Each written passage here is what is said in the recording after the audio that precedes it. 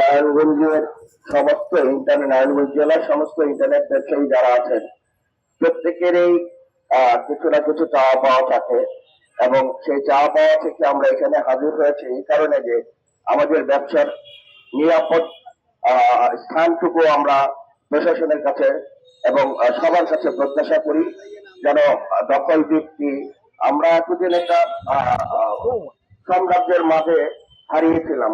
আমাদের হয়তো জোরপূর্বক আমাদেরকে এখানে বাধ্য করা হয়েছিল। আমরা আর কারো বাধ্যবাধকতার মধ্যে থাকতে চাচ্ছি না। আমরা চাচ্ছি উন্মুক্ত লেভেল ফিল্ডে আমরা ব্যবসা করতে, এবং এই ব্যবসাটা যেন আমাদের চিরস্থায়ী থাকে, কারণ আমরা সরকারি লাইসেন্স প্রাপ্ত ব্যবসায়ী।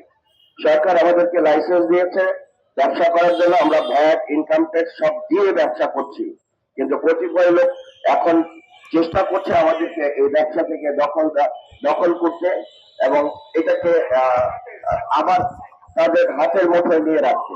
সুতরাং আমরা আশা করব প্রশাসন সবার সময় আমাদেরকে সহযোগিতা করবেন।